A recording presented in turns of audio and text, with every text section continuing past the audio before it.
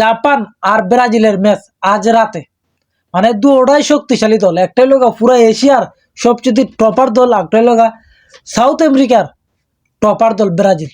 মানে দুই মহাদেশের শক্তিশালী দল, কিন্তু কেউ কাউকে চাইরা দেবার মতন দল না এটা। এখন এই ম্যাচে দেখা যাবে কার শক্তি বেশি। এখান থেকে যেই পাস করে যাবে সেই বুঝলাই কোয়ার্টার ফাইনাল পর্যন্ত নিশ্চিত হয়ে যাবে। এরাও তুমি দেখো জাপান 2019 সাল থেকে এখন পর্যন্ত কি ইউরোপের কোনো দল হারাইতে পারছে না, কিন্তু ক্রোয়েশিয়ার সাথে গত ওয়ার্ল্ড কাপে হারছে ঠিকই, কিন্তু টাইফিকার হয়ে হারছে। আর গত বছর কিন্তু আবার ব্রাজিলকে 3-2 গোলে হারাইছে এই জাপান। আবার অন্যদিকে দেখো ব্রাজিল যত সময় যাইতেছে ম্যাচ তত তারা তাদের ছন্দ ফিরে পাইতেছে। প্রথম ম্যাচে দেখো মরক্কোর সাথে 1-1 গোলে ড্র করছে। সেকেন্ড ম্যাচে হাইতির সাথে হাফ টাইমের আগে 3টে আলাইছে, স্কটল্যান্ডের সাথে 3টে আলাইছে ব্রাজিলে। কিন্তু ব্রাজিলে যত সময় যাইতেছে তাদের যে খেলার ধরনটা আছে না সেটা ফিরে পাইতেছে। আর জাপানও তারা যেমনি খেললে আইছে গ্রুপ পর্বে দেখার মতন। নেদারল্যান্ডের সাথে ড্র করছে, তানসিয়ার সাইডটা আইছে, সুইডেনের সাথে ড্র করছে। তারা তাদের গ্রুপে রানার্স আপ হয়ে আইছে, আর এমনি ব্রাজিল চ্যাম্পিয়ন হয়ে আইছে। কিন্তু ওটাই শক্তিশালী দল যে যতটাই কোনো কেন। আর জাপান যে স্টাইলে খেলে, তাদের যে কোচ মানে কি ইশারা দেয়, পুরো ব্ল্যাক বোর্ড লইয়া মাঠল আমি দেয় বুঝা স্টুডেন্টে সে লেখাপড়া শিখাইতেছে এমন অবস্থা হয়েছে। ব্ল্যাক বোর্ডে ইশারা মারে, কি একটা বেলকি বালকি দেখায়, দেখার সাথে সাথে পুরো চেঞ্জ হয়ে যায় জাপানের ম্যাচ, পুরো চেঞ্জ হয়ে যায়। আর অন্যদিকে ব্রাজিলের মাস্টার মাইন্ড আঞ্চলিক তো আছেই কোচ। আর যত সময় যাইতেছে ব্রাজিলের প্রত্যেকটা প্লেয়ার দেখো আলাদা লেভেলে খেলতেছে। ভিনিসিয়াস জুনিয়র এই ওয়ার্ল্ড কাপে তার 4 গোল, মাতুস কুনা এই ওয়ার্ল্ড কাপে তার গোল 3টা, এই ওয়ার্ল্ড কাপে 3টা। আর নেইমার খেললে তো খেলার ধরনটাই অন্যরকম হয়ে দেবো। যদি নেইমার ফার্স্টের থেকে খেলে তাহলে খেলা দেখবাই জাপান অন্য লেভেলে খেলতেছে, ব্রাজিল অন্য লেভেলে খেলতেছে। কারণ এই নেইমার থাকা মানে জাপানের একটা আতঙ্ক, এটা আতঙ্ক। কারণ নেইমার তা বড় প্লেয়ার, 1-2টা ফাস্ট দিব, 2-3টা শট নিব, দেখবা একটা গোল হয়ে গেছে। যে জায়গা সবাই ব্যর্থ সেই জায়গা দেখবাই নেইমারের গোলে ব্রাজিল জিতে গেছে, এমন অবস্থা হইব দেখবাই কালকের ম্যাচও জাপানের সাথে।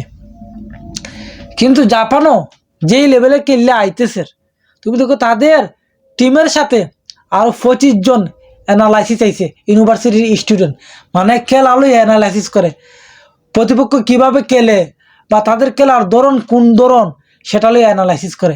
যদি এই দুটা দলে কেউ ভুল করার সুযোগ নাই, যে দলে একটা ভুল করবে একটা ভুলই গোলে কনসিড হয়ে যাবে, এটা সবাই জানে। কারণ তুমি দেখো কোনো ভুল দিবার কোনো সুযোগ নাই দুই দলের সামনেই। জাপান যেভাবে অ্যানালাইসিস করে খেলে মানে এটা মারাত্মক লেভেলের। এটা ভাবা জানি যে একটা টিমের সাথে 25 জন অ্যানালাইসিস লিয়ে আইছে, মানে খেলাটাও পুরা পর্যবেক্ষণ করব খেলা কোন স্টাইলে খেলা যায়। আবার কোচে আবার ব্ল্যাক বোর্ড লয়ে মাঠল আমি দেয় জাপান, এটা কোনো কথা? আর এমনি তোমার ব্রাজিলের রইয়া তো ফরজ নাই, রাফিনা নাই সামনের ম্যাচও। রাফিনা তো ইনজুরি হয়েছে, হায়াতের ম্যাচের জন্য ইনজুরি হয়েছে, সে তো আর কামব্যাক করতে পারতেছে না।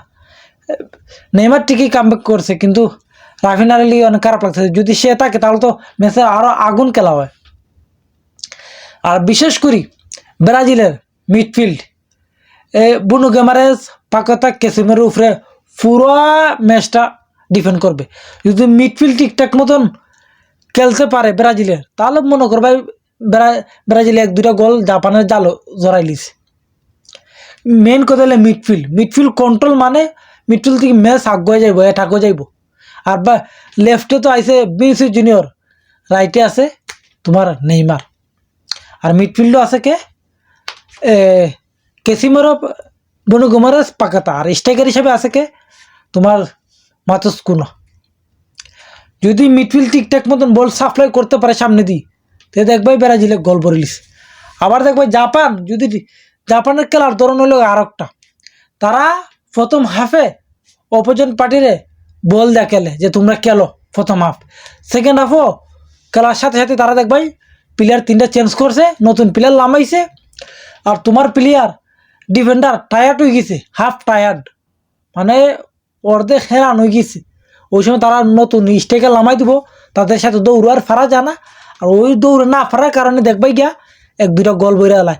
তুমি জাপানের প্রত্যেকটা ম্যাচ দেখো, তারা গোল করে করতে নেই হাফ টাইমের শেষে গোল করে, সেকেন্ড হাফে গিয়েই তারা গোল করে প্রত্যেকটা ম্যাচই। এই অবস্থা শুরু করছে, খালি তানসিয়ার সাথেই ফার্স্ট হাফে গোল করছে। না তারা যত মেসি খেলে আজ পর্যন্ত দেখবে সেকেন্ড হাফে তারা গোল গিয়া করে, যত মেসি খেলে।